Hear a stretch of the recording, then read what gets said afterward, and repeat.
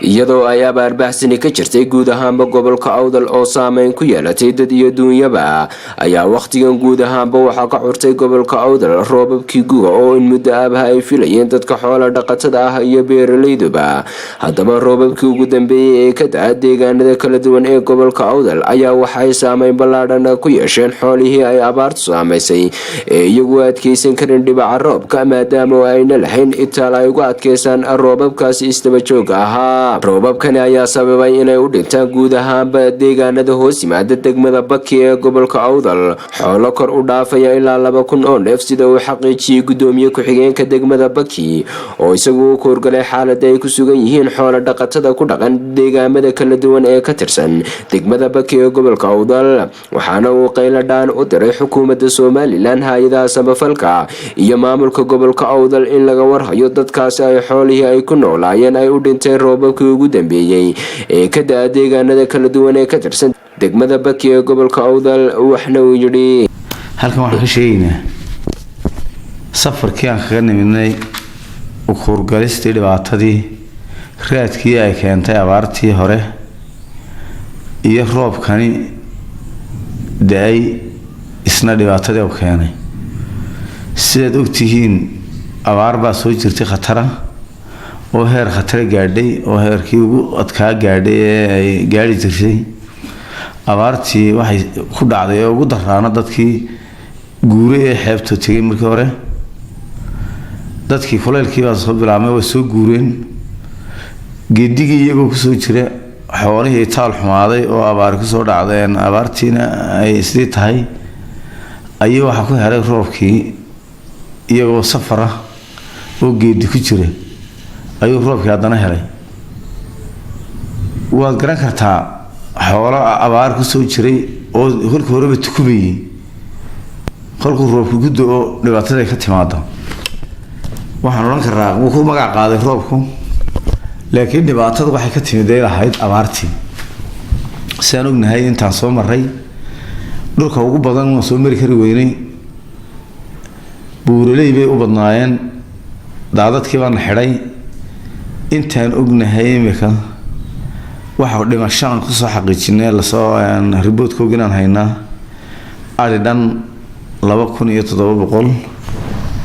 iyo dhowr iyo 60 neef weliba meelaha qaar baan report-kii haynin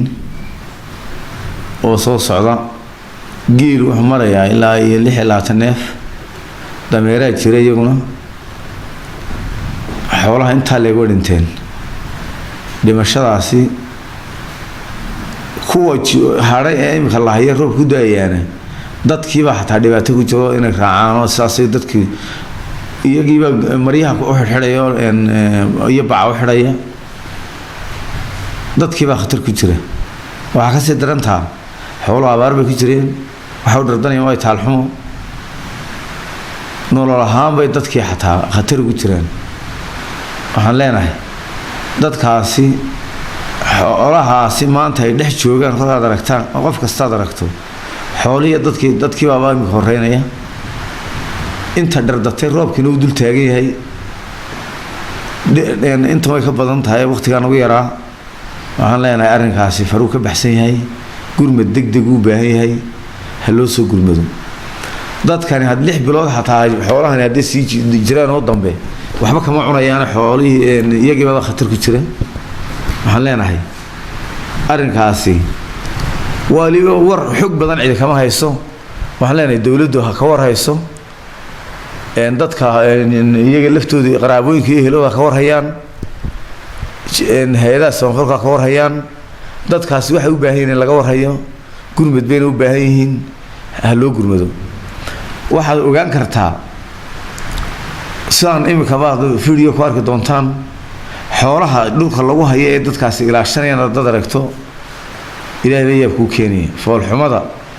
inta nooli hataa say u nooshay wad la yaabaysaa hawsha ay dadkii ku hayaan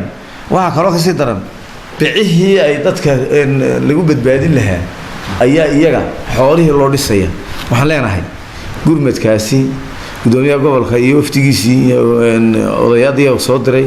iyaguna way nala arkeen waxaan leenahay hawshaasi dhibaatada iyo emergency-gaas wuu jiraa gudoomiye iyo hay'adda aafooyinka intaba waxaan u sheegaynaa inay dhibaatadaasi jirto dhibaatadaas way taagan tahay gurmad bayna u baahan in laga jawaabana u baahan tahay ugu dambeyntii waxa uu tacsi tiiraanya leh u diray gudoomiye ku-xigeenka degmada Baki Dayib Xasan Raaga Cudada Allah u naxariistay musharax Cabdirashiid Sumal oo ahaa musharax u taagan jagada golaha wakiilada Soomaaliland ee gobolka Maroodi Jeex kaasi oo ku geeriyooday maalintii shalayto ahayd magaalada Boorama waxaana hadaladiisii kamid ahaa inna lillahi wa inna ilayhi raaji'uun halkan waxaan uga tacsiideynayaa geerida naxdinta leh ee murugada leh ee imika la sheegayo ee ku dhacday Allah u naxariistay marxuum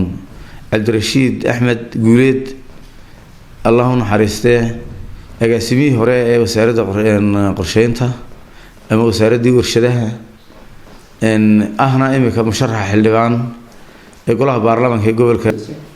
Maroodi Jeex ka sharaxnaa Allah u naxariisto Allah anaga nooga daba naxariistay waxaan uga tacsiideynayaa eheladii qaraabadii qoyskii iyo dhammaan Soomaalilandba samiriyay Allah inaga siiyo waa geeri naxdin leh maalin banaan u ku dhici doontaa Allah u naxariistay maanta waxaan ka tacsiidan u diraynaa